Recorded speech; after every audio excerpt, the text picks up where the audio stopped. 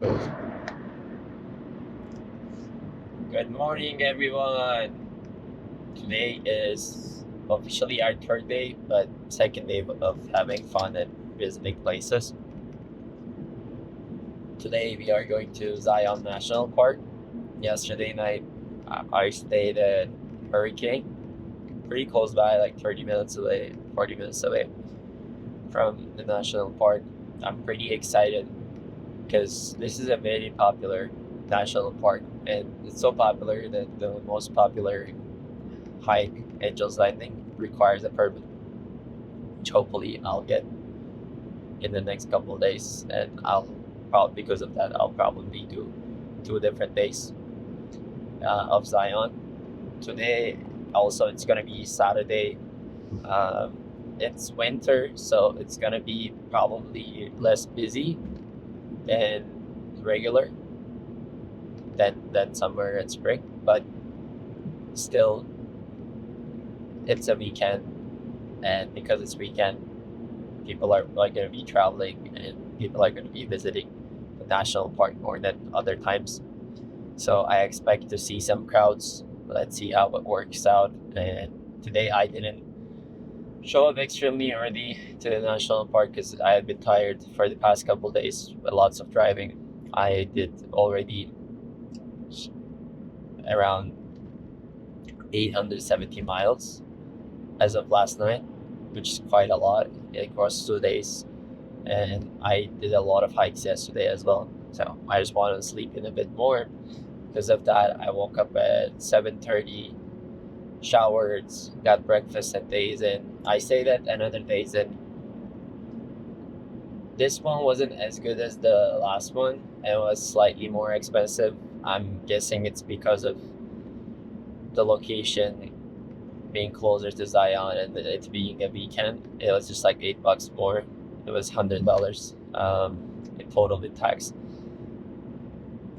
It was an old school Days Inn. Overall quality was good, clean. People helpful. Again, Indian owners. I'm telling you, all the motels are owned by Indians in US. Somehow, there's this Indian motel gang. Not in a bad gang, but just a group of people. They were really nice. Uh, I got into the motel at around 12, checked in, then yeah, did some thinking, planning for the next couple days. Looked at Antelope Canyon, what I should be doing, guided tour. Some people are saying that it's There are police more reported of a ahead. tourist trap. It gets very busy and lines because you have to get a guided tour in Antelope Canyon. You cannot just go there by yourself. But it seems like it's more in the summertime that it gets really busy because in summertime you also get these beautiful lights shining through the canyon, focus concentrated lights, and people get to go to see that. So in winter, I'm expecting a bit lower demand. But at the same time, if I'm not gonna see those lights, should I go there? What should I do in that area? I don't know. I'll see how I feel about it. Depends on whether I get my permit for tomorrow for Angel's Landing in Zion or not. I think it might still be cool to go to Antelope Canyon and Page area. There's also the horseshoe bend that you can visit, and just getting to be in an area that's close to Navajo Nation feels like a cool experience. But yeah, today I haven't planned too much in Zion. Again, I'll do the same. Ask the park rangers. I checked a few like websites about like some of the trails and some of the different places to visit. But yeah, we're here for all day, and hopefully a park ranger helps us out figure out how to maximize our time. I'm pretty hyped up. There's lots of national parks in this area, one after another. Bryce Canyon, Capitol Reef. It will be nice to going to all of them, and I got this time for myself.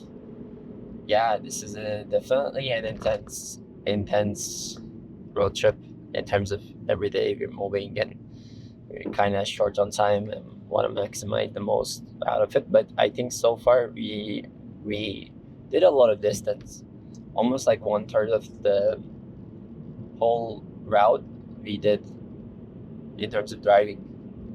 I'm not counting like the national park drivings in between, but the majority of like state to state driving we did.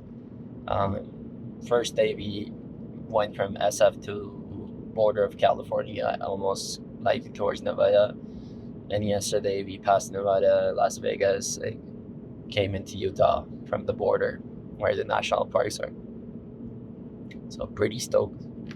I also update my family, my mom and brother who lives in Germany all the time about my locations because they know I'm on this trip. They're a little bit, worried if something happens. They want to know.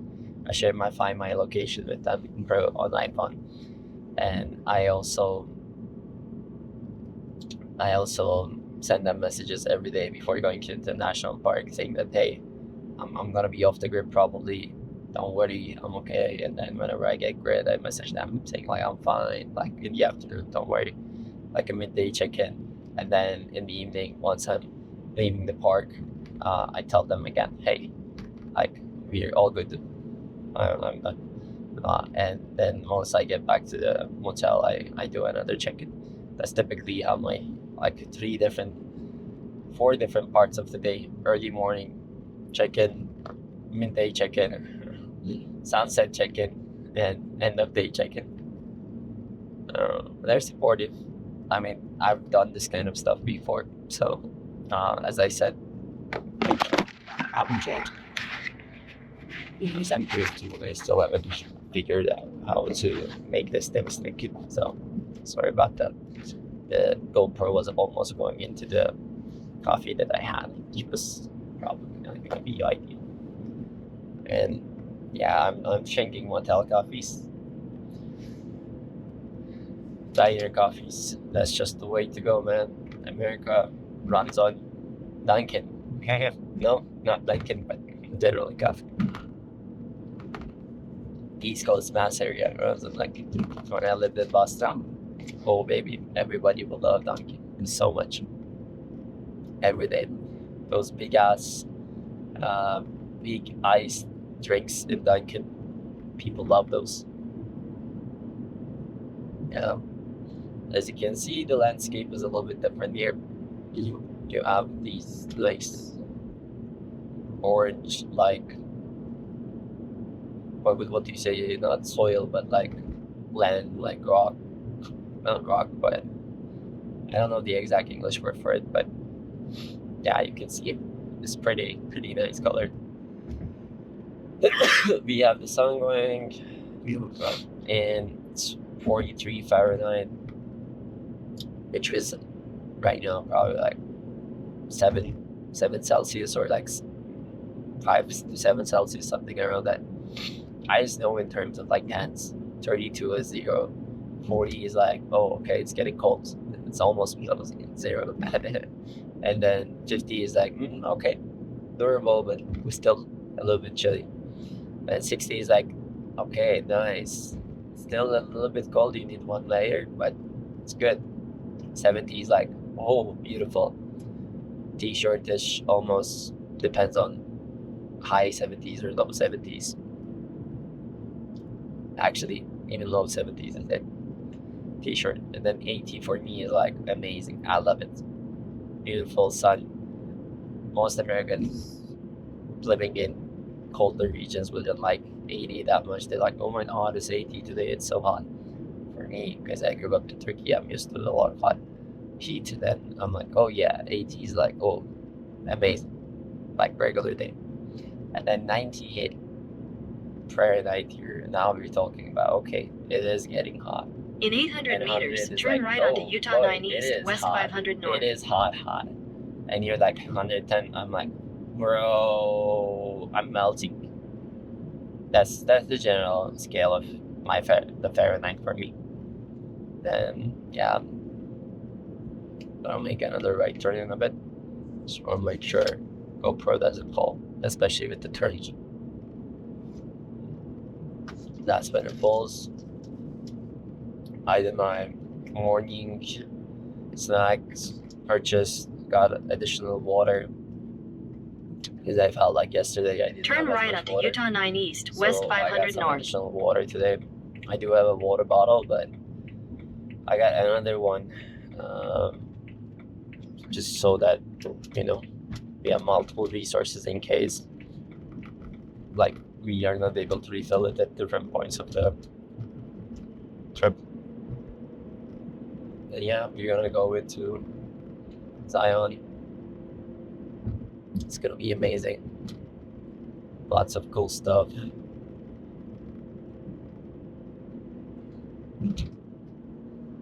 Sun is out there. 8:50. Slowly we're starting by more regions. Say Zion is like 28 miles. Bryce Canyon is 105. Yeah, when I was doing my big road trip in US, 30 days, 31 states, I didn't go through this area because I went a little bit more south. At on the left, you also see like great views. I won't be able to show you, but they're like beautiful, beautiful ranges over there. I didn't get to go from this route because I was going more from south, along the border, El Paso, New Mexico, because I wanted to visit different states, and I had previously been to not Utah, but I had been to Colorado, I think. So I didn't want to go through that route, and at that point it was between mid-December and mid-Jan, kind of peak winter time. So, and I didn't back then. My car wasn't that great. Like, it was okay car. It was a Chevrolet Malibu, like 2009. I had a lot of mileage on it, and then it had some problems, and not a lot of problems, but like problems enough that I did feel extremely confident going into this like very cold regions. So that's why I skipped these areas. I mean, it seems that right now it's not that cold, so it's not like snowstorm, still deserty in this area. So I guess I could have come here, but I wanted to do more states at that point rather than going to a lot of the same national, like same state, different national parks, and I thought it would be a good trip just to do these all together, and another trip where I just come to Utah and make that up.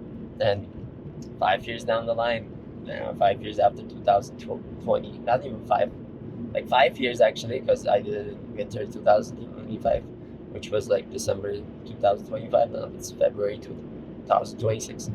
5 years, like 1 month or 2 month thing, and now we get to do this. Ooh, yeah, you can start to see the views are getting better. Um, lots of interesting things. The sun is shining out there. Cars, jeeps. You can get a see like house signs. Wow, like this is really nice.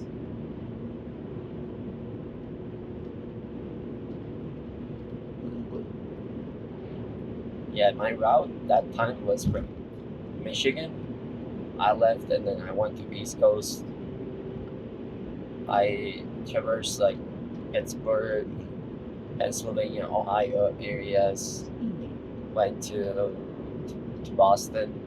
My best friend was in Boston-ish, not Boston, but Rhode Island, and we spent some time there, so hang out with them a few days and stayed at these place.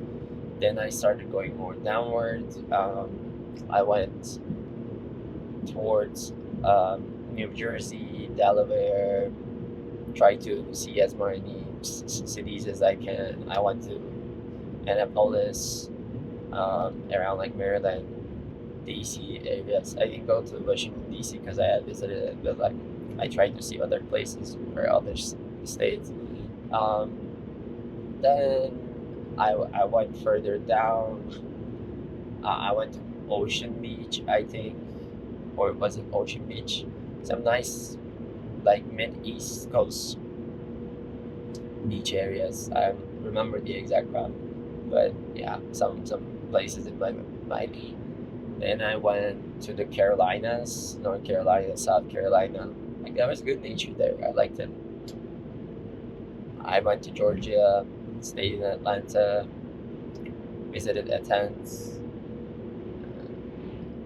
I spent Christmas in Georgia tents, and it was a lovely time because in Christmas everybody is like with their friends, family, especially in the US. People who have family here, but for me, I was just on this road trip, and what I did, I went into a bar and thought, oh, it's Christmas, like, oh, let me go to a bar, like, let me do something cool, funny, because I didn't go to bars that much because I was driving most of the time. I didn't want to drink and things, but Christmas, I was like, okay, let's go to a bar. And there was a small crew of people, 3-4 people hanging out in the bar. It was a really nice bar, and they were very friendly. They asked me, oh, what I'm doing, what's my journey, and we had conversations for 2 hours. And they were my Christmas buddies. They became my family that day. I really appreciated it. But when the time came for me to leave, as they were like, oh, stay more, stay longer, let's hang out more, I was like, nope, I gotta go. I gotta make my way, traverse more distances after 11. And that's what I did. Then where did we go? I couldn't do the Smoky National Park, Smoky Mountains National Park, but because it was like, it had some issues, it was closed at that point. I think there was a wildfire like thing, and so I couldn't do it. I went all the way there, but then I had to turn back. Then I went to west, like I went through Texas to Dallas, and I stayed at a friend's place. My friend hosted me for a few days. That was really nice. Get to see Dallas. Didn't like Dallas that much, but still was nice to stay at my friend's place and see her new life, because she had moved to Dallas after college. She had a remote job at that point, and her boyfriend was there. Because her boyfriend had moved to Dallas for some job reason, I think. Then she stayed there. I mean, it was a new life for her. She didn't know as many people, and it was just him. So I think it made her feel nice that I visited and like saw her environment. Later down the line, we broke up. Things happened eventually, and she moved to San Francisco, California. She works at Salesforce. She has a really good life now. She's getting married. Congratulations to her. Her soon-to-be husband is a really nice person. I like him. I get along well with him. We hang out from time to time, and I'm very happy for him.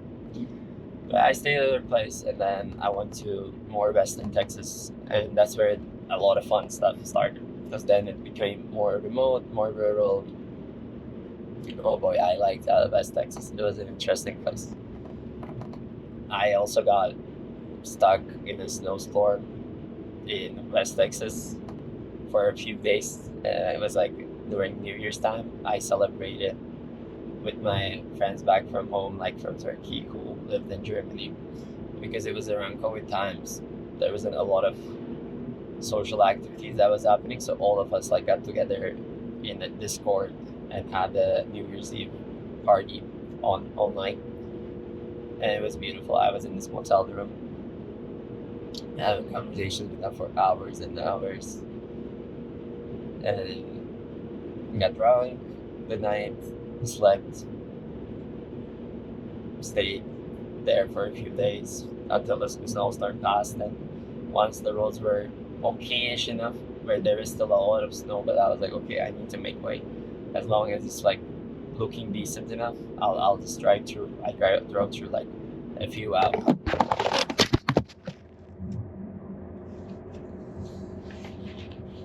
Okay. Holy goodness, yeah.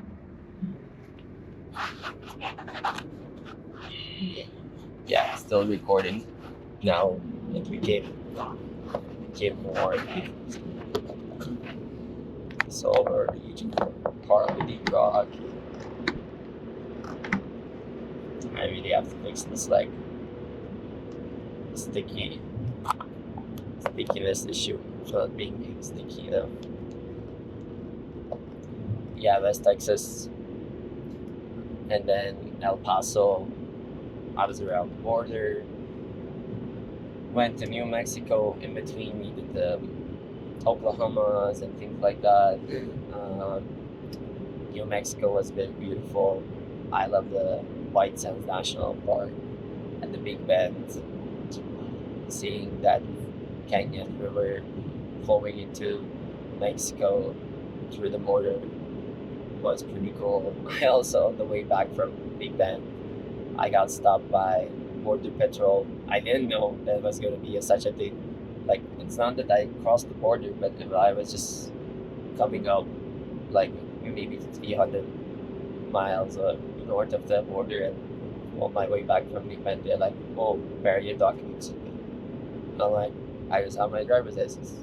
But I didn't know, like, I should have my passport or anything like that, or my visa, because I thought I'm just still in US. They were like, oh, like these border areas, just carry it. It's more helpful, but can't pass through. It was interesting, definitely. And from West Texas, New Mexico, I was in Santa Fe, Albuquerque. Very, very beautiful places, like very underrated.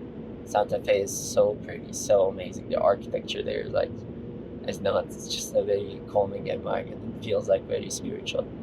Um, and Albuquerque, all of you know it from Breaking Bad and all these shows. I mean, they make Albuquerque seem like very shady, and apparently there was a big crime thing happening there, and it really met there. I believe, like, the show is like kind of based on some things not fully correct, but like kind of inspired. But Albuquerque also was really nice. Like, I don't know if like industry and everything and like what it feels to be living there, but I just felt, wow, like it's very unique, cool place. I love New Mexico, one of my favorite city states.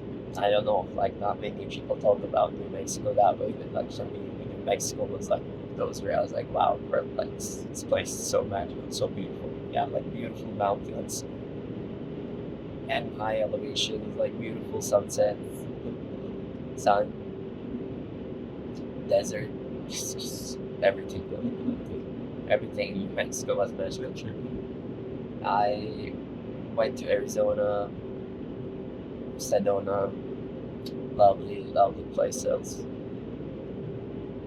Then I went to California. Going to California, I stopped at Joshua Tree. I had already visited it, but I visited it. Oh, actually, that was the first time I was visiting it. Yeah, I visited Joshua Tree. It was a really fun place. Had a great time. I loved it. Then went to Santa Monica to see the sunsets, and I arrived right around like the sunset time, and that was just magical because literally I went from like East Coast to West Coast chasing the sun for many days. I had been on the road maybe 15 days or so since Michigan, then just seeing the sunset in beautiful Santa Monica, California area. I was like, wow, I actually made it happen. I actually traversed East Coast to West Coast by myself. Because there were sometimes I was scared on the road um, in, in regions that didn't have many people or like didn't feel as like secure in some urban cities. Yeah, I also went to a lot of other states that I didn't wish, but like I've told more of the highlights, but like I've been to Alabama, Mississippi. That was a lot of like civil rights moment learning about the history. I really liked it. Went to Tennessee, um, and like Memphis, so where Martin Luther King was shot and all that. I went to Graceland. Um, on my way to West, I went to Graceland. Graceland is like Elvis Presley's mansion. I learned a lot about Elvis. I respected him at least. how he changed like the music shape, made rock and roll a big thing. After California, I met with some friends. Then I stayed at my family friend's place in Irvine, in Orange County. Then I went to San Diego, met with a college friend. We hang out with our friends. Then I took that person, my friend, my college friend, she became my partner in terms of like road trip partner. She helped me out driving back, and we also like got to see different places back to Michigan. So that was the plan. I picked her up and then we moved back. And it was maybe like the last parts were a little bit quicker because our school was starting, like we had to come back. But it was still pretty cool. Went through all the Midwest areas, Iowa, Nebraska, all those places. Went through Colorado, like so really nice national parks, canyonlands, Gunnison, not canyonlands, but Gunnison of the Black Canyon. Quite that. We went to Kansas Speedway, lots of different states, lots of different cities. I mean, when you're doing it 130 days, like your memory span is like pretty short. I do have an Instagram thread where I posted from the road trip every single day. So whenever I want to remember where I visited, what happened in those places, I do that. And yeah, it was lovely. So because I did all that trip, my family is like, okay, you've done your shit, we trust you well. And now that you're even more mature, you're older, we trust you. Because I've also been to many different road trips across time. I went to South Dakota myself. We went to Alaska. It was not a road trip, but Hawaii and all these things, like remote areas, and did a lot of hikes and things and survived in some way home. And I try to survive still. So they're not that afraid. But sometimes you get afraid, right? Sometimes things look not great and you just have to survive and thrive and prosper and push through. Which I think the first day I felt like I was a little worried, scared. It has been some time since I went on a trip like this with my own car and for like this many days. But after this, like yesterday, enjoying the Death Valley National Park so much, and then now that I made like 1/3 of the road and like in the areas of like national parks close by that I don't need to drive too much, I feel pretty confident and happy and excited. I'm glad I made this. I like the life on the road, man. Life on the road. Yeah. So we're coming up to the south entrance of Zion National Park. We have another 6 kilometers from here, and you can see a lot of the places has like beautiful views. And as I had been telling you guys, recording this, it kind of lost track of like looking at it and enjoying the beauty. Because of that, I'm gonna stop this video for now, and once we're in the park, we'll reunite. Okay, now we're in Zion National Park. We are doing the Riverside Walk, and this basically Zion is like a canyon. You have the river flowing through. It's so pretty. All these areas, and you have green color in the water from the algae.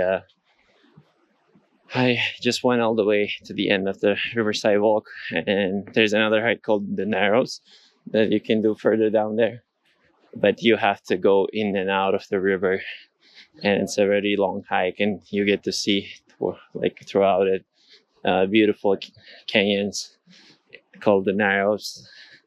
It's a full day experience though, and you have to, especially in this cold season, you have to have the proper gear to make sure that you don't get so cold and so wet. People are wearing like wafers, something like that has like boots and kind of put on pants that protect you from getting wet. I talked to this cool guy, Ryan. He told me all about it. He has done it like 30, 40 times. He loves it. And yeah, he recommends like doing it in the middle of the day and do summertime. Summertime is warmer, so much nicer. And yeah, this is the river flowing through that you can see. It's so pretty. All these beautiful areas. It was a little bit cold earlier. Now I think we're getting a little bit more sun and it's warming up. Around 10:30 time-wise, I think right now. It's so beautiful though, this whole place. So the park ranger recommended me to go all the way to the end of the path in Zion Canyon to start with Riverside Walk. Hi. Because it gets like pretty busy parking down there, and so that's where we started. You see like the gorgeous views there, and normally in the summer, because it gets so busy and it's actually a small area with one lane going each way, they stop car passaging passenger vehicles, and you actually have to just take the shuttle in the national park. But according to Ryan, the local shuttles are really nice in the summer. They're pretty fast. You don't have to wait a lot, so it seems to be working. In Yosemite National Park, the shuttles were okay. Like they had the AC and things, like they were brand new. But have a good day. But the problem was that you had to wait a lot.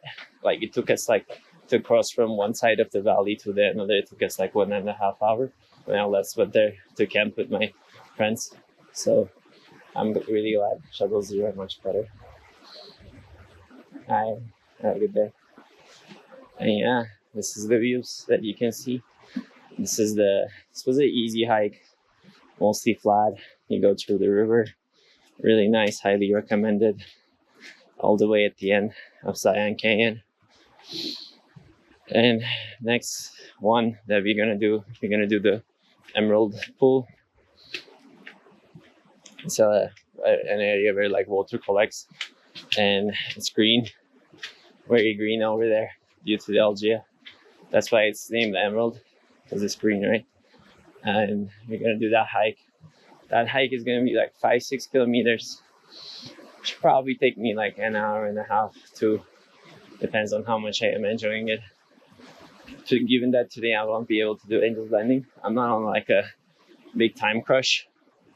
I'm just trying to enjoy, relax. Yesterday was already pretty intense because that valley is a very big national park and lots of driving. So today I'm just gonna enjoy. Hi. Sorry, yeah, it's pretty stoked, pretty hyped. I got like really nice corners. Getting warm. Hi. Yeah, those are the things that people wear. Hi. You can see the difference. The day visitors and the locals are the more adventurous people, like the ones that are wearing those wafers to go on the long, narrow hike with lots of river coming in and out. And sometimes flash floods occur. They close it if that happens, but today it seems like it's nice. And Ryan said that most of the time the narrows are open. But yeah, these are the views. I'm not gonna go through all the hike because I want to enjoy a little bit peace myself as well. But thanks for tagging along. We'll catch up in the next spot.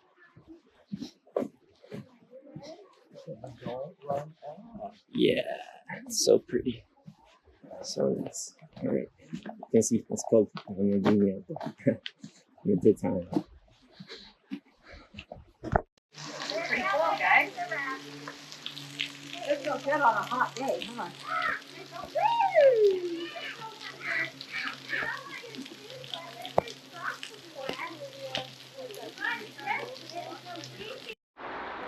I decided to record a bit because the views are very beautiful up here.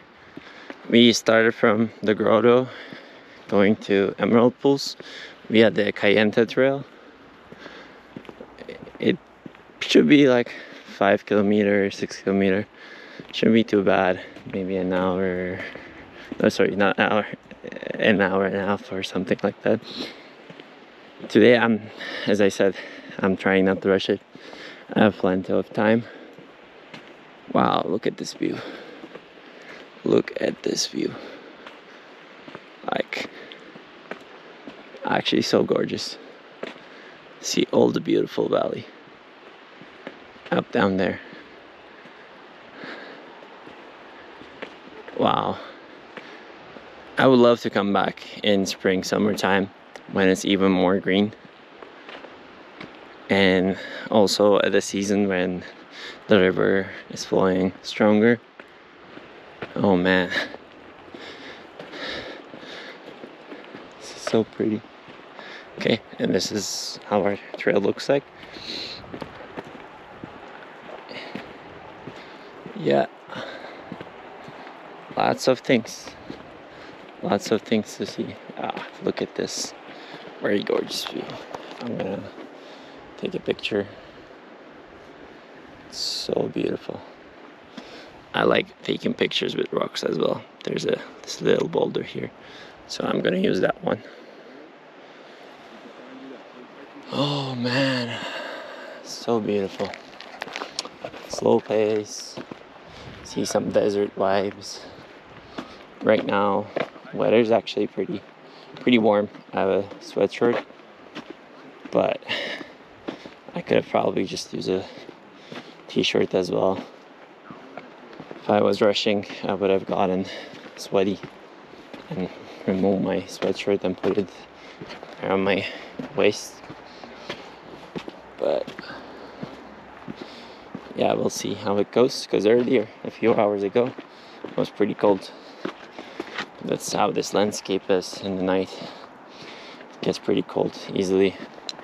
In the daytime, it gets warm easily. Oh yeah, man. Zion is very pretty, very beautiful place, magical place. I'm thinking maybe if I got time today, I'll do a biking session as well. If I can rent a bike outside and come back in. We'll see how that goes. Hi. Hi. Have a good day. Thanks, you too.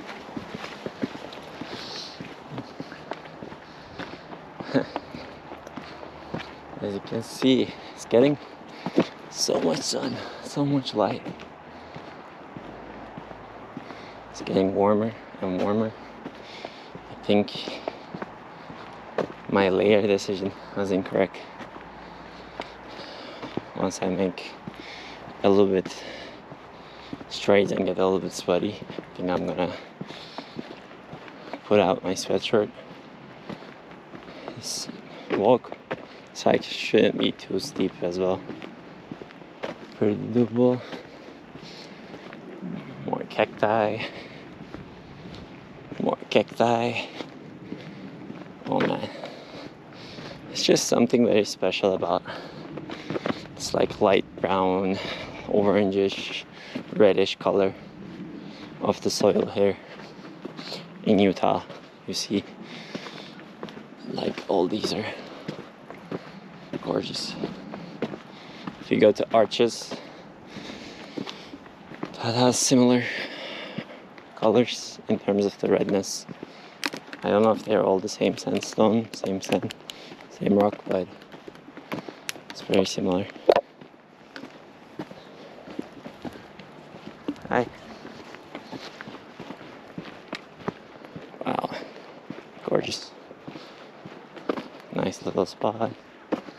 Let's see, I think this is the place. I'm gonna change into my... I'm gonna remove my sweatshirt. This is pretty warm right now. Yeah, let's do it. Getting sweaty. I thought because of the elevation that it would be to some level cold, even in the day, one layer. Seems like that's not the case. Okay. Yeah. Oh, I'm ready. Let's do it.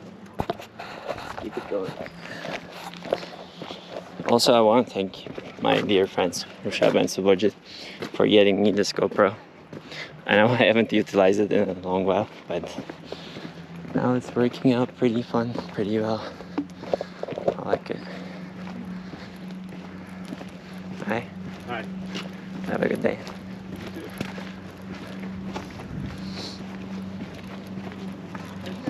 Hi. Hi. I didn't want being an air steward. No, bro. Really? Because if we have to jump out the plane, you need to die. Yeah. Let's keep going. Yeah. Yeah, I'm very grateful to have them, Roshab and Subojit. They have like been my best friends in US, like foreign best friends in US. And they're actually like my best friends as well. There are a few other people that I had known before, but among the people I met after college, they're my closest ties. There are a few other people like Jeremy, Brian,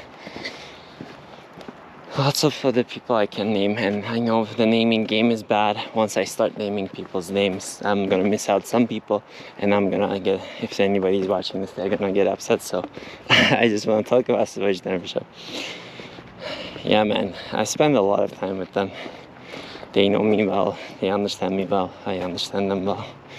We've gone through different life phases, seen a lot of challenges, shared a lot of challenges with each other. And I used to live with Subojit for like 4 years. 2 years in college, 2 years in 2.5 years in Boston. And dude, he has seen a lot of different things of me. Roshab is also very close to me, but I didn't live with him in the same house, so some parts of my life he hasn't seen. But Subojit definitely has seen everything that I can offer with all my goods, all my bad, the good times, bad times. Oh yeah, he knows. We've gone on a lot of adventures with them. Okay, I think that's off the trails, but so pretty. Like, look at this, especially with the sun shining, the cacti. I'm gonna take a picture. I don't know if you can see me taking a picture. This is a very bad picture. Like holding the GoPro and taking this at the same time. It's like really difficult. So I'm gonna do this. Okay, yeah, I like this. Okay. Very uncut, raw edit. Probably you guys are thinking, what the fuck are you doing? Doing these videos, why is it so uncut, so raw? I just want to keep it that way. I feel like a lot of content created, a lot of things people share is just like we polish it to a crazy fine detail that it doesn't become genuine, honest anymore. It becomes something just to please people. Goal of my recording is, as I said, I don't expect a lot of people to watch this. People I care, maybe, hopefully will watch it. But I want it to be raw. It is what it is. This is who I am. It's my life, it's my journey. And the videos are long. Hope you find some fun enjoyment in it. Oh wow, look at these views. Coming back to Subojit and Roshab. Yeah, we try to spend a lot of time together as much as possible. But now that I moved to West Coast, it has been difficult. And Roshab had been moving around quite a lot before he kind of settled down in Chicago. And because of that, we weren't able to connect with Roshab as easily as I did with Subojit. But now that I moved out of Boston, left Subojit in West Coast, now I don't get to see both of them as much, and we're doing our best, you know.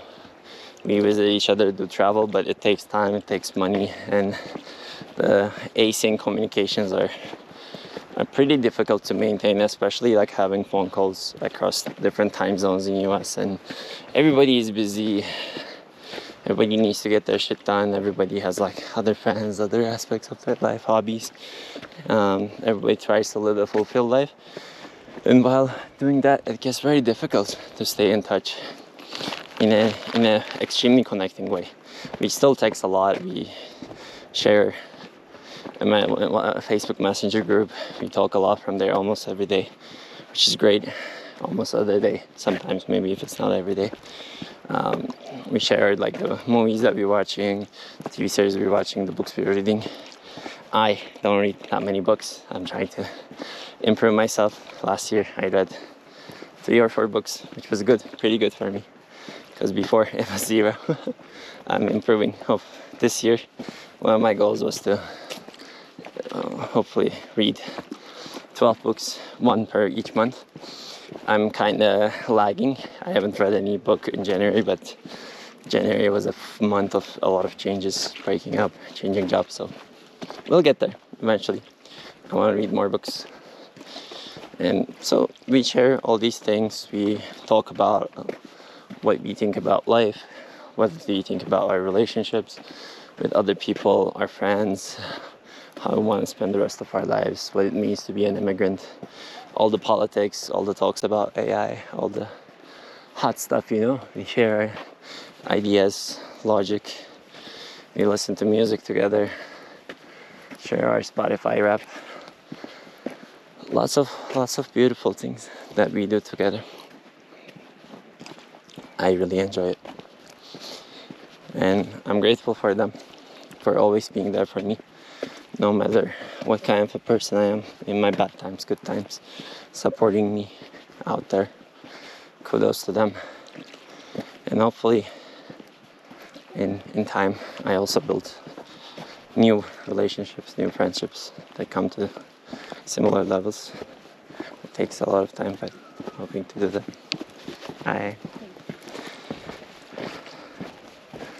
Yeah, that's the goal. Build friendships, build connections, share, support other people out. The rest of my life, that's what I want to be able to do to the best extent.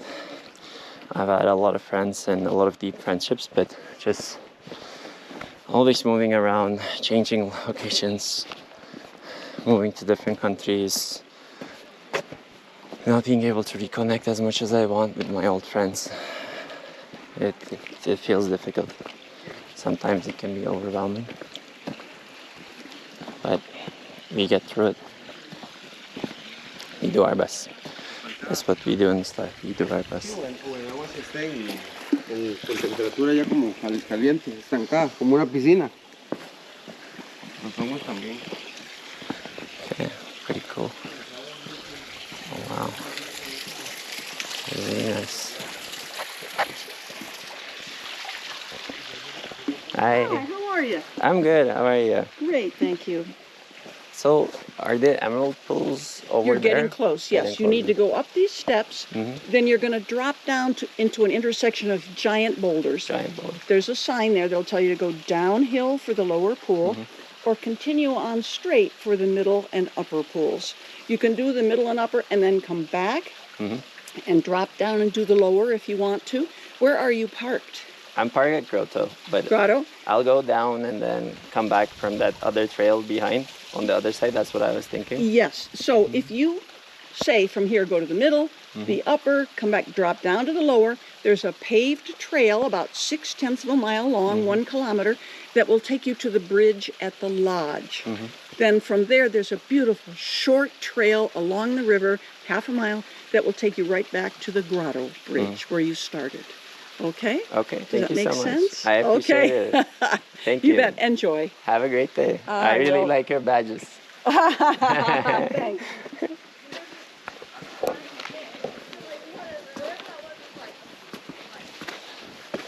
Yeah, when I'm doing these recordings, I try not to record the people themselves. I don't know. Like in US, it's mostly pretty chill. People don't mind all this stuff, but in other countries, privacy, consent is like very important.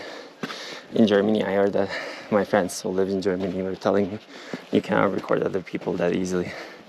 So that's why I try not to record other people, just in nature and myself. Hi. Hi. Yeah, we're getting there. Oh, I think we're about to come closer. And when we reach the emerald pools, I'll turn off the video and go back to being calm, resting, not stimulated. Talking makes me feel a lot of stimulated and gets a lot of excitement. That's both in friendships, at work. I don't know, something in my brain triggers when I'm talking, especially talking a lot, fast. I get excited. So to preserve my heart blood rate, I gotta do less talking. Hopefully that doesn't bore you. Oh, you still get to enjoy it.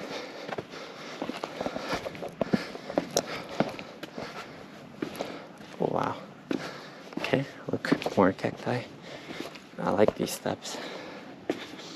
It's a really nicely made trail.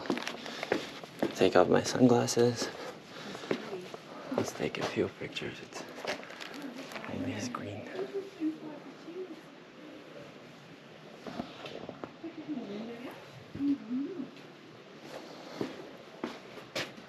Oh wow, look at this.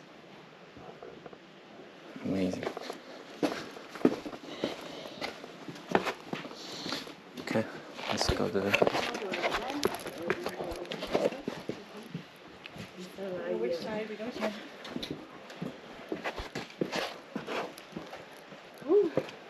Middle and okay, both this side. Where are you guys heading? Oh, Emerald? Okay, yeah. We were going to Angel's Landing, we took the wrong turn. Have a good day. You too.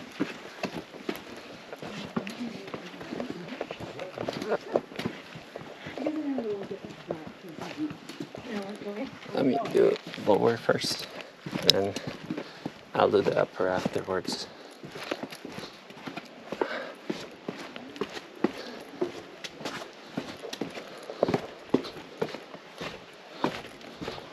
I'll stop the recording for the lower in a bit once we see the pools and I get an understanding of the general landscape.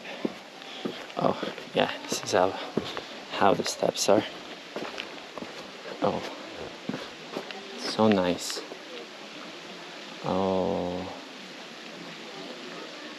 I see why people do the upper first coming from this way, because once you do lower you probably go like this and then you have to ascend back again. So I mean, I got time, I can go either way. It doesn't have to be optimized perfect compared to yesterday. Yesterday I had to be pretty optimized. Okay, we got it.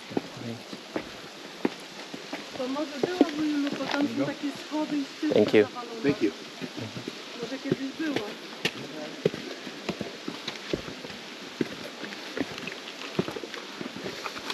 Have a good day.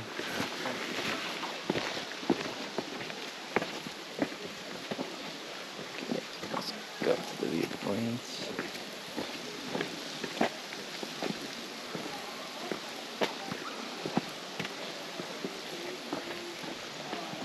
Wow. Yeah, let's see what's happening. Oh, all these people. Ah, I see. Down there, it's kind of flowing in there. Yeah, don't have that much water.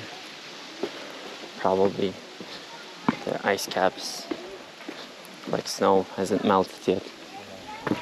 Most likely like that.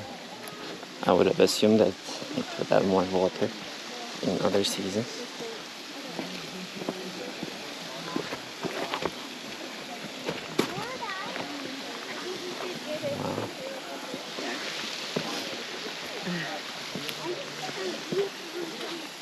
the viewpoint. Oh, really nice.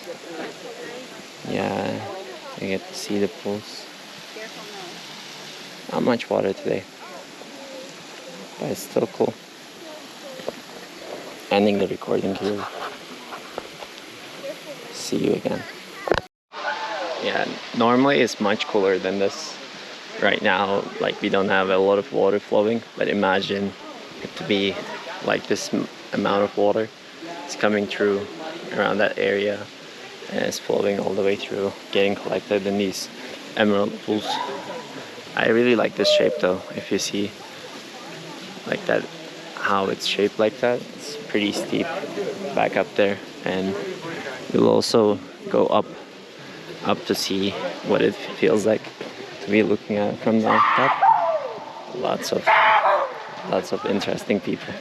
As you can see, this is what happens. Say hi to your vlog. Yeah. Hi. Hi guys. Hi, thank you. Have a great day. Have a blessed day. Have a good day. Yeah, we're still at the Emerald Pools area. I was at the lower pools earlier. Now I came back to the middle pool. I mean, I did a very long route to come here instead of the easier one, because I felt like, oh, I have time. I guess this is the upper Emerald Pool. Danger, slippery. Okay, so this is the upper part, I guess. It's slippery. You see water coming through, and then danger beyond this point. Like, the views are amazing though. Look at those.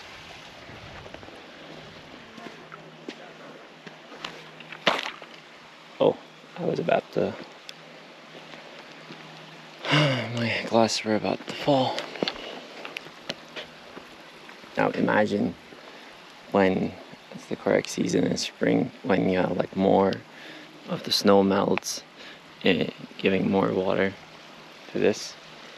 Imagine it going through. Must be really, really nice.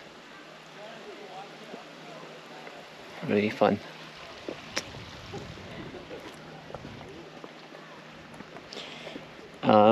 I made a change of plans. I decided to go back using the same route that I took, because I want to do a loop on the pools itself. Yeah, it's gonna be fun.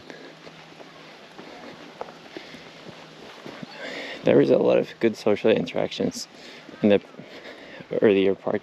I liked it. I talked to some people, some young kids, California kids. You know, you see their excitement. Young kids, probably high school. They had like crash pads for their climbing. I met some families. It was really nice. Oh, okay. Okay, so this is the upper one. And we'll go to the middle, down the other path. Okay.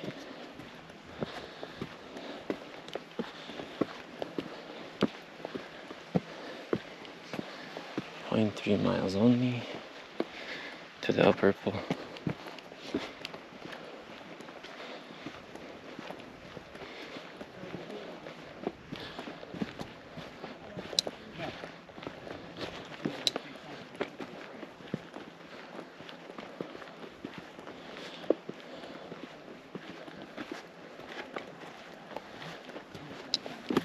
Come back up this way.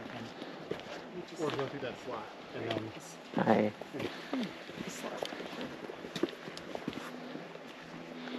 Oh, this is sandy.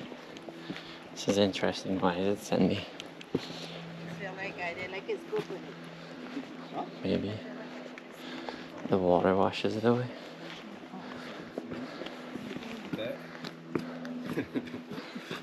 Have a great day.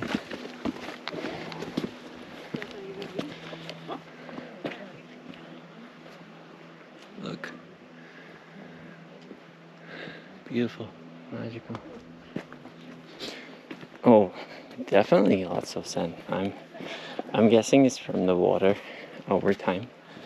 causing it to be eroded this way. And maybe the water is. That's my guess, but not sure. Yeah. Thank you. Have a great day.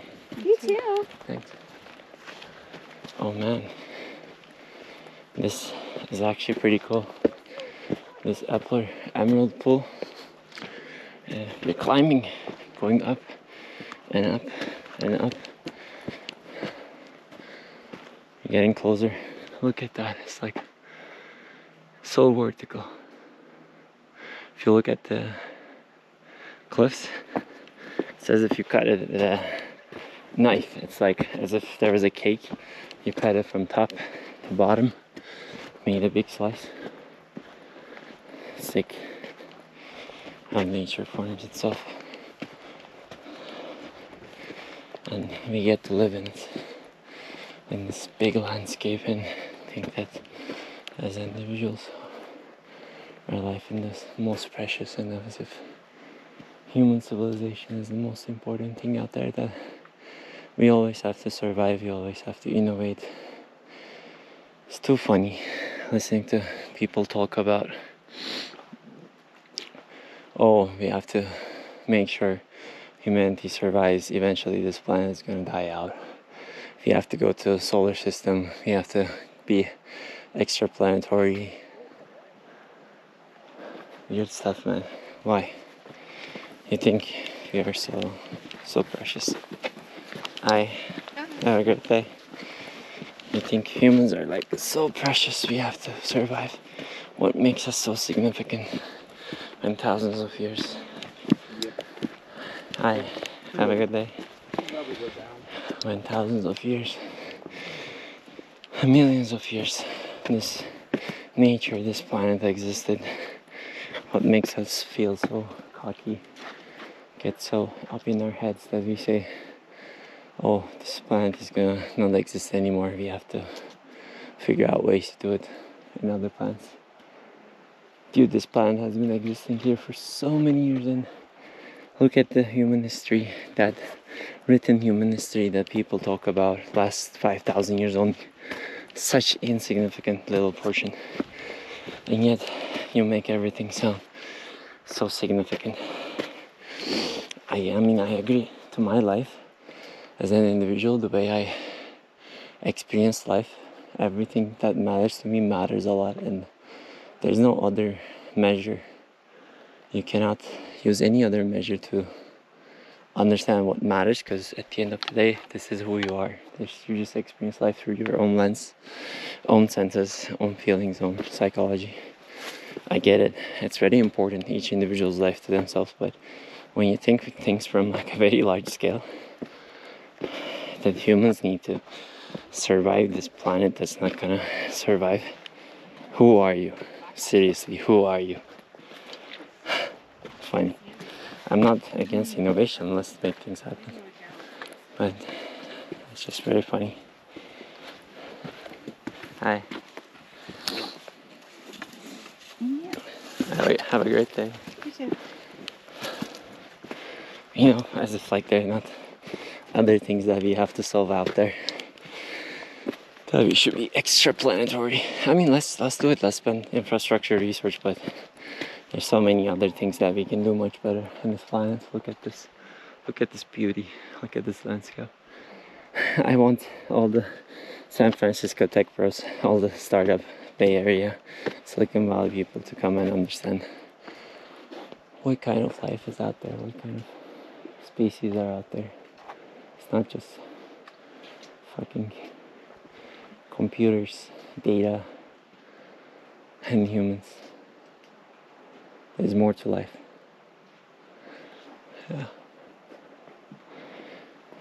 Yeah, lots of other interesting topics, as I said.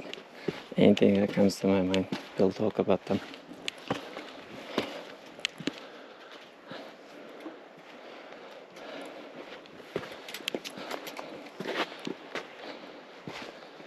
Hi. Have a great day. Thank you.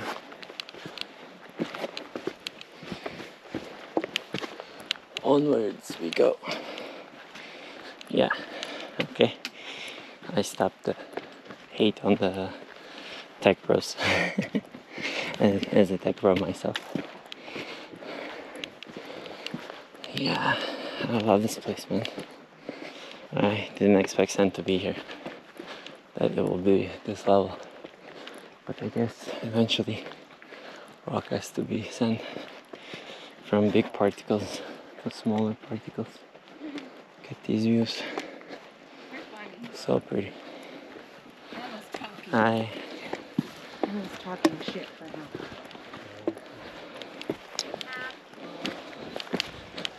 think they smoke weed. I like it.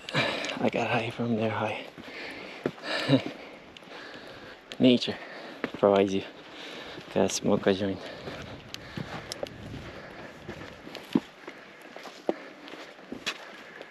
Hi. Have a good day.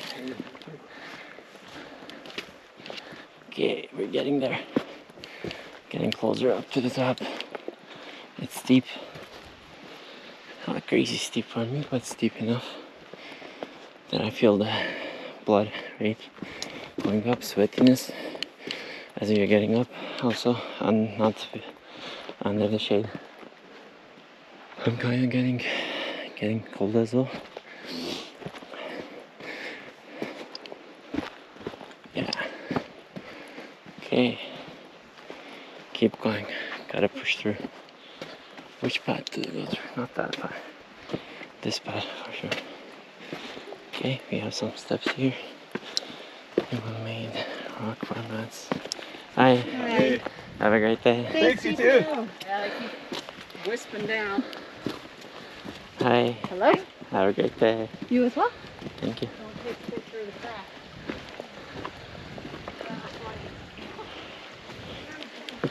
Alright. Almost there. Gonna stop the recording once we come to the pool. Hopefully this one has more water, but it might not. Let's see. Death Valley, I want to come back in summer. And Zion, I want to come back in spring for the waters. Different seasons at different parks. You'll get different experiences. I'm really enjoying this park. It's very beautiful. I understand why it's magical. Now some silence. Ooh.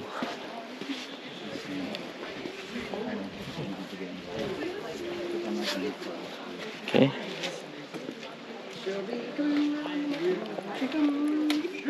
Here's some good rocks. Red rocks, Robbie. Yeah, they're gonna be bigger and flatter.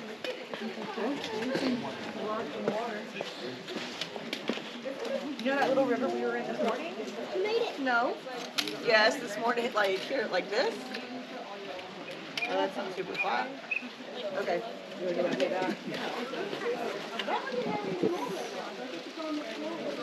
You can definitely find this video something. I don't know how people find out something. Very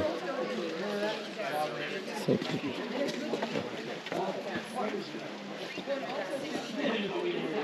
It is beautiful. Very beautiful. Okay. Jump. And you see, oh, this is nice. So cool. Oh, now the drone. Everybody's doing their own filming. I don't know if drones are allowed here, but I like it. It's cool.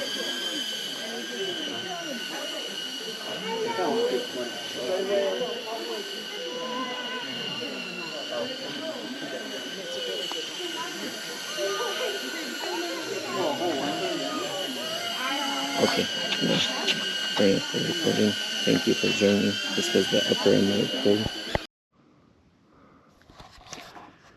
Oh, I'm gassed out. We hit the sand bench trail. I just started this one after the previous trail. I should have taken some rest, but I didn't. Because I wasn't sure if I'm gonna do all of this one from the start, so I thought I'll just go a little bit Then I got excited once I went a little bit more. I said, okay, just push through until you get tired, and then after that you can return back. And it was a little bit climbing of elevation and sandy, as you can see. And pushing through helped to some extent, but I still had lots more on the loop. So I decided, okay, I'm just gonna rest, not gonna rush more and go back. But I'm taking a rest for now under this beautiful tree, watching the amazing scenery. I'm gonna eat my Cliff Bar, get some. I just did the Canyon Overlook Trail.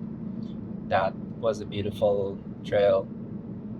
It's a little bit steep and goes along the cliff's edges, so that's like not extremely easy, but still it wasn't very long. I'd say round trip is like 1 mile. It's a little bit steep though, but I loved it. I think it's definitely a must. I also, like last time when you guys saw me when I was gassed out, that was at the Sand Bench Trail. That was a nice trail, but like it's not a must see. Like you can skip it, but other trails are definitely more exciting, more engaging than gives it. But that one was also cool because you get to see more sand areas, like more cacti, more trees, and you climb up to nice viewpoints. But the viewpoints are not as nice as the other nice viewpoints of other trails. So Sand Bench you can skip. Canyon Overlook definitely a must. The Emerald's pool, the lower pool was for me okay because like there wasn't a lot of water coming down, but the upper pool, that was a beautiful experience. That's definitely a must. Upper Emerald pool, no matter what season, I think you'll enjoy it because you also go like very deep into the hills, like the cliffs around the canyon. And when you see it like very vertical, as if like it's cut sliced as a piece of cake, and birthday cake. And now I'll do the Watchman trail as the last trail of today, and we'll try to make it work for like the sunset. Let's see if we can make it happen. Right now it's 4:40 p.m. Yesterday in that valley, sun was setting at 5:20. But I'm hoping today, because like we are more on the west side of the time zones of the mountain zone, I'm hoping that we will maybe like see 6. Oh, wow. You get to see desert bighorn sheep. It's just posing for us. Really, really cute. I've seen one of them before, a couple hours ago, right around the Canyon Overlook Trail. And apparently, like according to the information things that I was reading, in 1970, I don't remember exact year, but some year, probably 1970, there was a disease that affected these goats, sheep, or whatever there, and they got extinct in this area. But later, the National Park Service reintroduced them.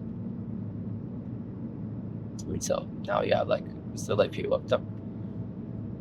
They're one of the most common, they say, the animals in this park. I also get to see some squirrels. What else did I see? I saw some birds. Like some insects. I was mostly yesterday at the Death Valley National Park. I saw some gecko, some lizards. Other than that, it was like eagles, birds, here there are also eagles as well. It's either eagle, hawk, or falcon, whatever. I don't know all my bird types. I'm so sorry, but you get what I'm saying. It's a very beautiful bird that just flies up in the air, and you get to see it cruising with confidence. That's how I want to live in my life. Whatever challenges that are coming to me, the wind, the forces of the walls, I just want to be able to cruise around them. I want to have confidence in myself, build my skills, build my mental state in such a way that I don't get affected easily. But that shouldn't make me feel very invulnerable, where I don't expose my feelings. No, I will be vulnerable, but I will get support. I will get support from my friends, family, and I will try to stay in a positive mindset. Yeah, now we're getting closer to the visitor center. We reached inside of the canyon earlier today. I was in this area on the right side, inside of the canyon. Now we're gonna go to the visitor center and gonna do our trail. So I'll get you guys up on the trail. Hopefully you will get see a beautiful sunset.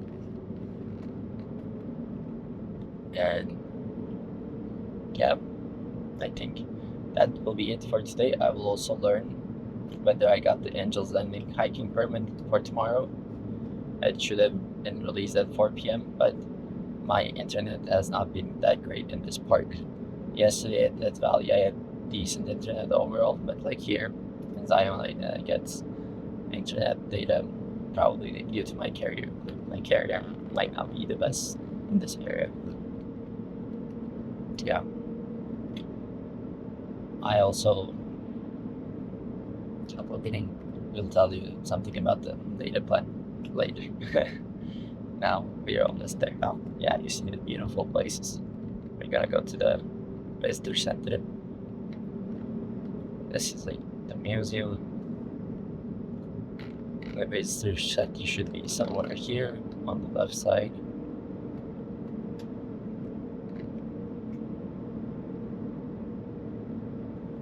Some white sun. Yeah. Anyways, we'll catch you guys up.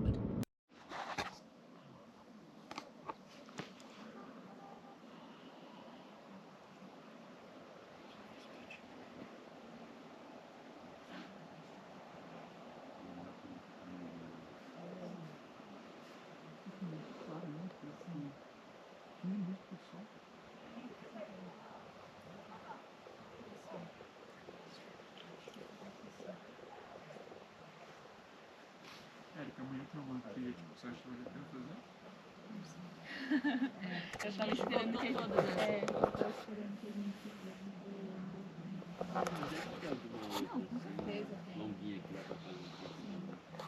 Não, é possível, tem que fazer. É que eu não pesquisei, tipo, se eu fosse seguindo ainda, amanhã dá pra não pegar tão pesado.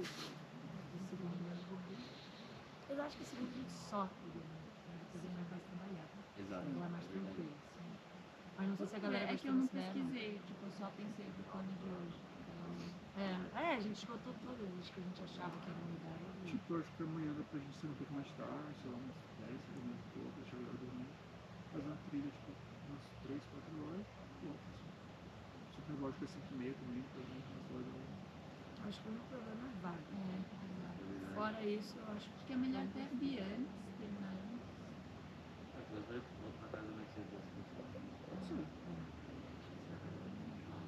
Fazer uma bolonhesa. Não, mas por exemplo, mas se for de conta que eu tiro aqui pro sprint, daí eu tenho de boa, né, claro. Eu trouxe baralho, hoje dá pra jogar os jogos da casa pra mim. Aí a gente come casa ou assim? Eu não gosto de fome, não.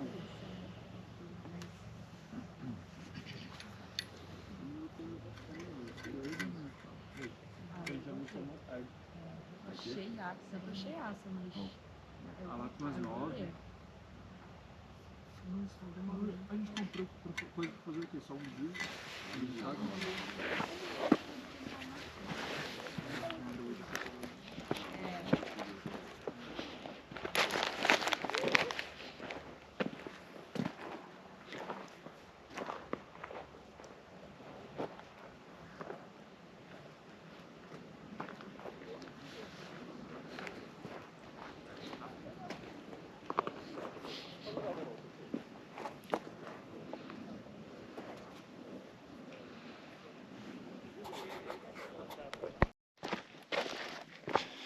Okay, now we are doing the last part of the Watchman, which is a little loop around this area. We watched the sunset.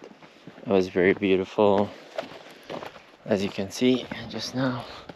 So I'm gonna speed run through this a little bit because I don't have a really good flashlight with me. I just have my phone flashlight. Normally when I go to national parks I bring my flashlight headlamp, but this time I forgot. So happens sometimes, you know.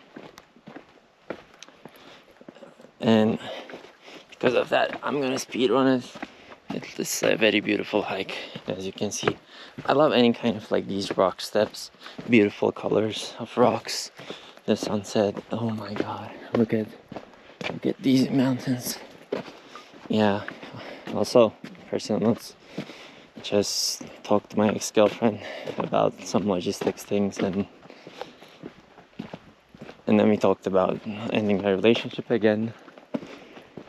Yeah, it's very difficult because I have been able to process a lot of my feelings and made a decision that I'm very committed that I wanted to break up, whereas she still believes in us and she believes that we can work out things, make things work, which I don't believe at the same level. And in our conversations, like, we keep talking about that all the time, and I don't want to have these conversations. For me it ended and we should just move on, right? Oh wow, this feels dangerous, but it's very pretty. I hope I don't die. As you can see, beautiful sunset, beautiful area. I love this place. The park ranger today also nailed it.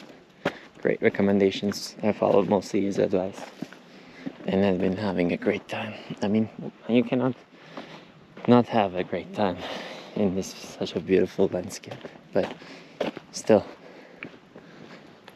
yeah. And yeah, with my girlfriend, the conversation, I try to only have the logistic conversation, but she wanted to talk a little bit more, and we had been having the same conversations for the past 5-6 times. She's not able to process it yet. I hope in time she understands it, but it's all the same things over and over again. For me, I really believe like it ended and we cannot make it work, and for her she just feels, oh, what if we try one more time? But for me, I tried a lot and it just didn't work, and nothing's gonna change now. Not that like we have been very close to crazy breakup, to the first level that we ever have. It's not gonna change. We had like minor breakup like issues, incidents before, but we were able to come back because we loved each other and we thought we'll make things better. But this time I was extremely confident because this decision of mine came after really long years and really long thoughts and a couple months of thinking elaborate. You know, it's not easy. Like I wanted this time to be, for it to be like serious, like end is an end, as in, you know, the movie ends, it says the end, and unfortunately there are no after scenes, no after credits. It just ends. That's it. You don't get more, even though you want some nice joke from Captain America, Iron Man, Robert Downey Jr. You want some nice after credit scene. Things work out well. Everybody eats taco, burrito, whatever, tamales. But it's not how it works. An end is an end. And yeah, look, again, this problem, this issue for me has been so big, so significant, and it's a very serious one because it impacts my life a lot. Like breaking up with a person that I've spent 4.5, almost 5 years together now, where we built a lot of communication relationship. It's not an easy decision, and she just thinks that everything is very easy for me, which is not. I do miss her from time to time. I do get sad, I mean, that's why I'm on a fucking road trip, going all over the country to some level. But yeah, eventually she'll understand that I have been going through these, but just told myself that this is just how it is, and I hope she'll tell herself that this is just how it is. She'll just accept it, and we'll move on. I will move on, and I know she will have to move on, but I want her to do the best for herself, and just, I want to be proud of her. I want to see her happy. I know I've been the one who was breaking her heart, but eventually I want to be proud of her. Hi. Have a good night. You too. Thank you. Okay. Oh wow, more viewpoints. Yeah, eventually, I mean, I want to see her thrive, even though it was not with me. And I do care for her, but yeah, it's a bad process. What can we do?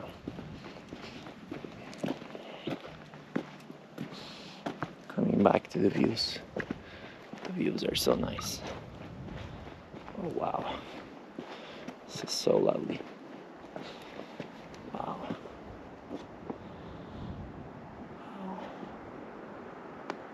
It's actually so lovely. Seeing the sunset there. And this is the valley.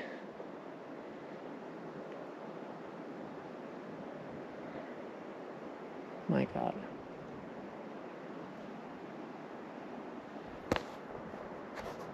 Thumbs up. And you persevere and make it through. Life is difficult. But at the end of the day, we'll survive and let's enjoy the life that we want to live.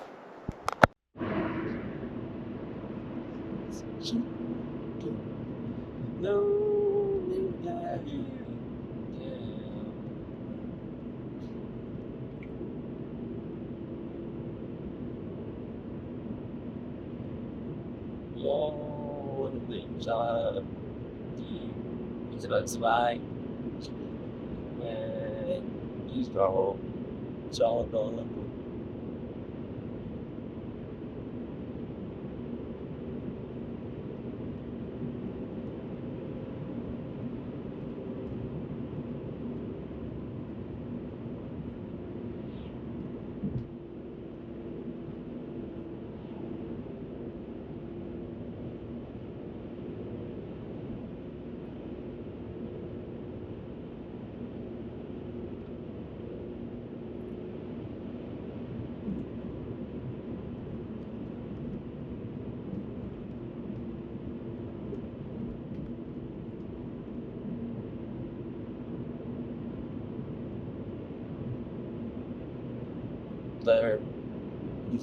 Tell their children not to do what I had done. Spend your life saying house of the rising sun.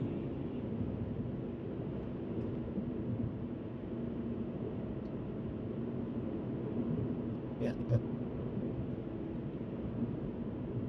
Oh no! I don't know the lyrics, but the fortunate no, it's not fortunate. It's House of the Rising Sun. I always mix the two, and then trains. Dun, dun, dun, dun. Yeah, we are listening to Miss Viral House in New Orleans. Let go, let rising sun, and it's been the ruin of a beyond road. And God, no, I'm one.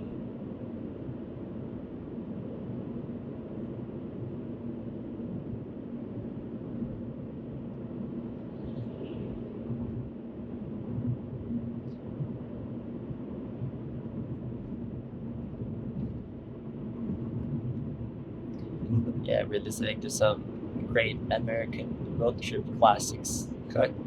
You listen to Mrs. Robinson, California Dreaming, American Pie, Motel California, all these songs. Back in the summer of '69, I think now like it's playing Beach Boys. Really good songs, good oldies.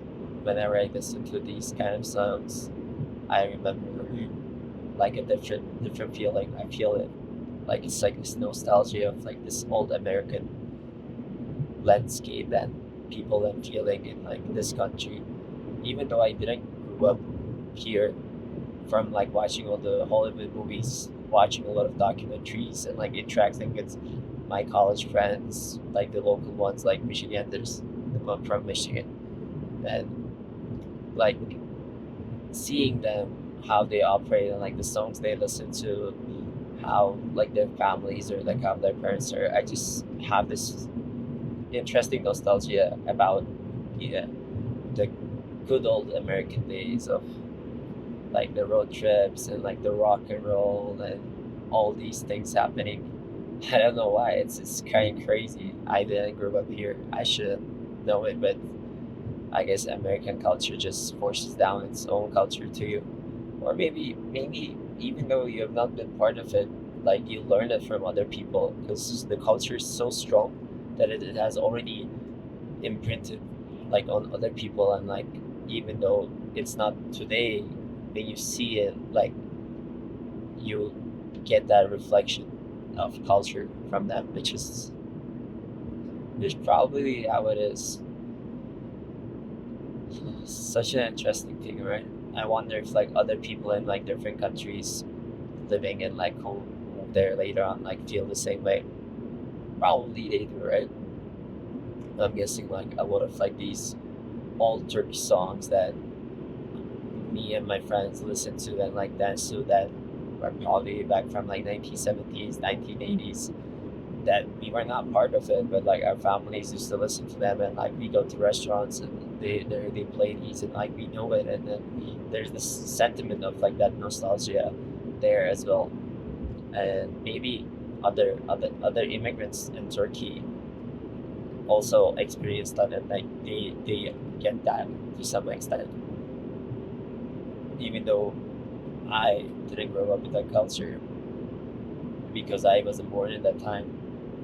I still had lived with the people who had that culture, who shaped my times as well. It's still interesting things.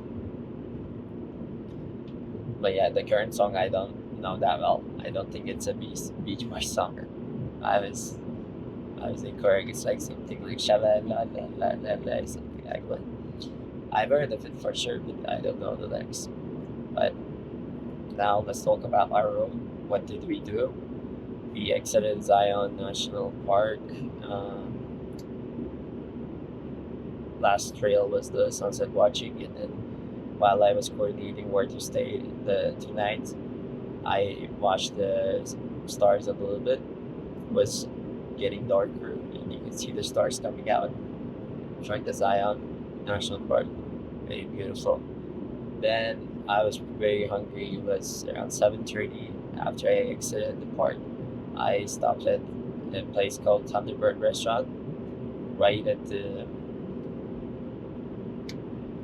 east entrance of Zion National Park. It's the first restaurant that you'll see. It's a very old historical restaurant that has been there for quite a long time. Food was okay. Like I had some burgers because past 2 days I had been eating diner food, so I wanted to get something more juicy. And a lot of like these American places, was the best thing to eat is like just eat a burger. That's how it is, American burger. This one was okay. Like wasn't the best burger I had. It was a little bit more overcooked than usual. Wasn't as juicy. Bun was good. They had onions. Fries were amazing. Actually, fries were really good. But then I also had pie. Yesterday I wanted to get a pie at the diner, but I was very full at the diner, so I didn't get the pie. But this time I got the pie. I asked like the waitress there, or a person working there, and they said strawberry rhubarb pie is their pie. Even though I know like cherry pie is very traditional, I got this strawberry rhubarb pie. It was good. It was yummy. It wasn't as sweet as I expected. It was less sweet, which was nice. I also got vanilla ice cream with it, and yeah, I had a big feast definitely. But the reason I wanted to eat pie, normally I'm not a big pie guy. I like the pumpkin pie, I like the pecan pie during Thanksgiving period, but I don't like these blueberry pie, cherry pie, all these like fruity pies as much. Oh wow, that was a cash card. I wanted to eat it because the book recently I read called On the Road. It's about Jack Kerouac. The author is Jack Kerouac, and like he's telling about his interesting stories across the U.S. in their road trips with his buddy Neil Cassidy, who is a very interesting figure. Neil has been parts of in the psychedelic moments. He had in the hippie eras. He got a big van, like, and took it across the U.S. Like did road trips, and people would do like LSD in it. They would throw a lot of parties, lots of sex, very weird stuff they would do. But this crazy guy Neil, so Jack wrote a book about him and Neil and their experiences, their adventures, and this book is very good. It touches a lot of different things in life, what it means to be like a man, finding your path, finding your life, doing the things that you want to do, the adventure, the excitement, all the interesting interactions that you have with like the random people around you, and the old stories over and over again. It's a great book, really well written. The it's a very, I don't read that many books, but like this book, it has a specific type of writing that you find it very interesting. It's as if like the words are like coming through. It's as if like they're flowing, but they not every single word like makes a lot of sense, and like not everything is like very explicitly described or like beautifully described, but it's as if like it's just like pouring, words are pouring, and some of them is like just it's just like going through and going through, and it's like it's liquid. Some things you catch, some things you don't catch, but just the way it's going is very interesting. Yeah, there are no, at least I read the original scroll where like Jack Kerouac wrote it on a just like a very big scroll, and there's no paragraphs. It's just like text one after another, and it's very interesting read, unlike regular scripture. But that book is pretty famous in American literature, and it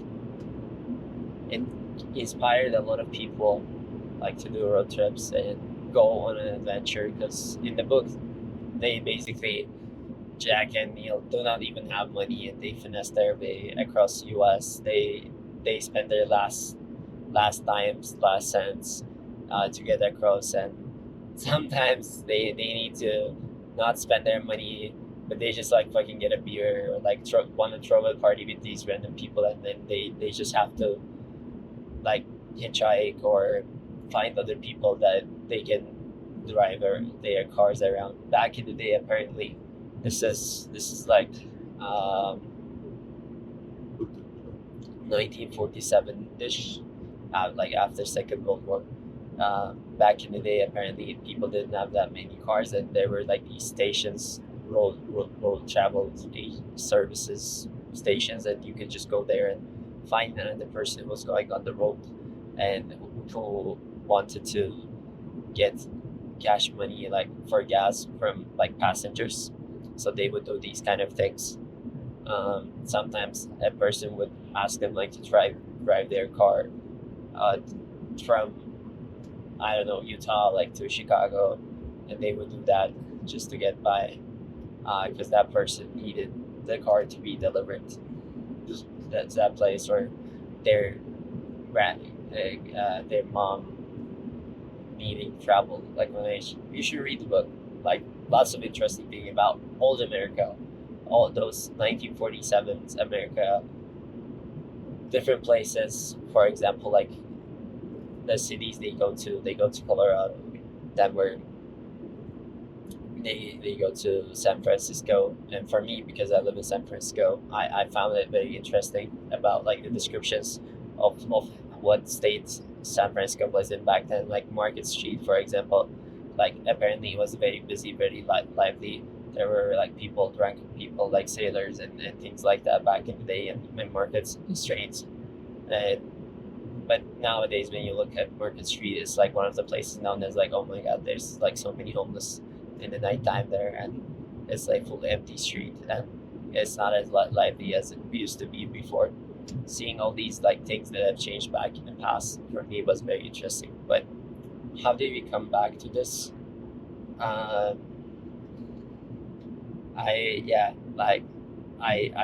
like these kind of road trip songs, and totally forgot how we came up. Oh yes, the pie. Oh yeah.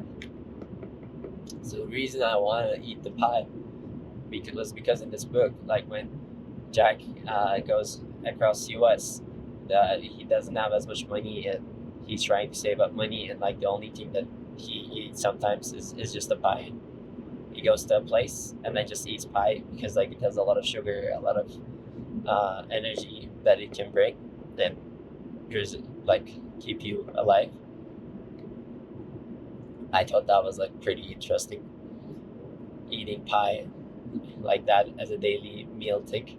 And if you look at a lot of like the old school American restaurants, places, you'll see that they serve pie. It's a pretty common big cultural thing. And right now, I guess like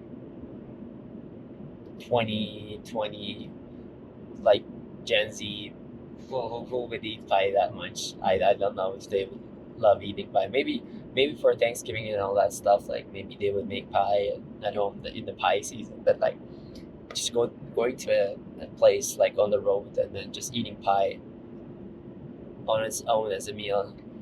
I think nobody would do that. But I wanted to try that. I mean, I also had the burger, but I still wanted to eat a little bit pie and see what it might have felt like when you're on the road and doing all these adventures. Okay, that car is doing something. So let's see what is going on. Why is it like that? Why is it doing its hazard lights on? I'm curious.